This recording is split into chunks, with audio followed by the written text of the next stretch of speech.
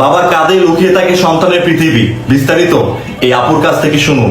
বাবা বাবা আমাদের মাথার ছাদ, বাবা ডাকের আলাদা স্বাদ। ব্যথা পেলে ও মা গো মরে গেলাম গো যেমন বেরোয়, ওরে বাবা রে কি ব্যথা রে, এটাও ভেতর থেকেই আসে। মা নিঃসন্দেহে পৃথিবীর শ্রেষ্ঠ উপহার, এর পেছনেও বাবা। মাকে তো পছন্দ করে বাবাই নিয়ে আসে, তারপর তো আমরা আমাদের মাকে পাই।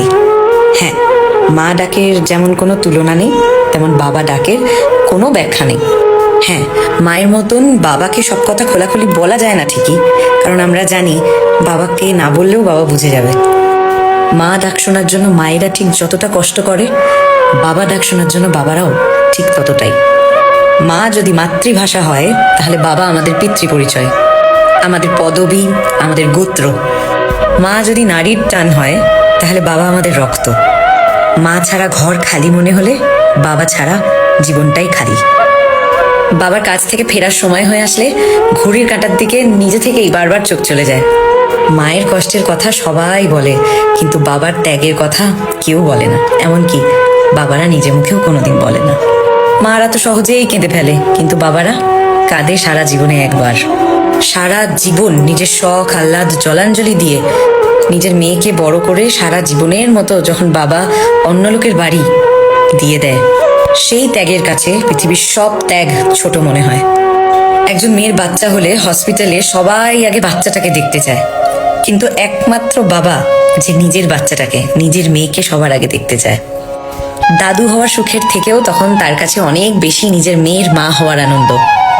আর যে বাবার ছেলে সন্তান, তার কি ত্যাগ কম? ছোটবেলা থেকে ছেলের যাবতীয় আবদার মিটিয়ে, জেদ মিটিয়ে, নিজের সবটুকু রোজগার দিয়েই হোক বা লোকের কাছে ধার বাকি করেই হোক, ছেলেকে ভালো জায়গায় পড়াতেই হবে, যেখানে ছেলে পড়তে চায়।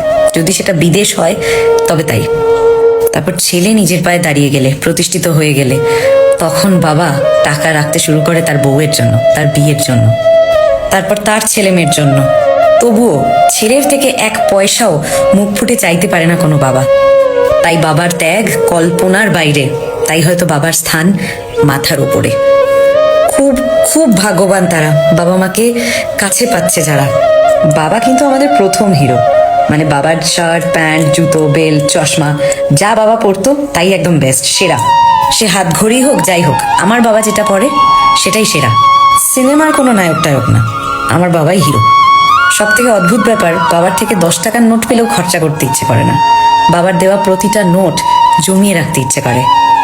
খরচা করলে মনে হয় একটা একটা করে নোটের সাথে একটা একটা করে স্মৃতি খরচা করে ফেলছি। একটা ব্যাপার হলো, মা কিছু বললে গায়ে লাগে না, অত বকলে মারলে কিছুতেই কিছু গায়ে লাগে না, কিন্তু বাবা যদি কিছু বলে দেয়, ব্যাস অভিমানের একদম পাহাড় হয়ে দাঁড়ায়। এদিকে মা 1000 বার একটা জিনিস বারণ করলেও আমরা পাত্তা দিই না বা শুনি না, মা তো বলছে তো ঠিক আছে। কিন্তু বাবা যদি একটা কিছু বারণ করে দিল একটু গম্ভীর গলা করে, ব্যাস আর কারো সাধ্য নেই সেটা খণ্ডানোর। ছোটবেলা বাবার সবকিছু নকল করতে ভালো লাগে। বাবার চটিটা পায়ে দিয়ে হাঁটতে ইচ্ছে করে, বাবার ঘড়িটা হাতে পরে দেখতে ইচ্ছে করে, বাবার চশমাটা চোখে লাগিয়ে দেখতে ইচ্ছে করে। কিন্তু সেই বাবাই যখন একটু বয়স হয়ে যায়, আমরা যখন একটু বড় হয়ে যাই, সেই বাবাই কিন্তু আবার আমাদের বেস্ট ফ্রেন্ড। তখন আর মাকে বলেও কোনো কথা সেরম শান্তি পাওয়া যায় না যতক্ষণ না বাবার সাথে শেয়ার করা হচ্ছে, যতক্ষণ না বাবাকে বলা হচ্ছে। সত্যি চরম দুর্ভাগ্য তাদের, যারা চেয়েও আজ বাবার সাথে কিছু শেয়ার করতে পারছে না, যাদের বাবা নেই, ছেড়ে চলে গেছে। কোনো আবদার, কোনো জেদ বাবার কাছে আর করা যাচ্ছে না। বাবার ভয় তাড়াতাড়ি বাড়ি ফেরার তাড়া থাকছে না। মায়ের শাসন ঠিক যতটা প্রয়োজন আমাদের জীবনে, বাবার শাসন হয়তো তার থেকে লাখ গুণ বেশি। তাই যাদের বাবা আছে তাদের সব আছে। বাবা সেই মানুষ যিনি সারা জীবন আমাদের জন্য পরিশ্রম করেন, নিজের স্বপ্ন ত্যাগ করে সন্তানের স্বপ্ন পূরণ করেন।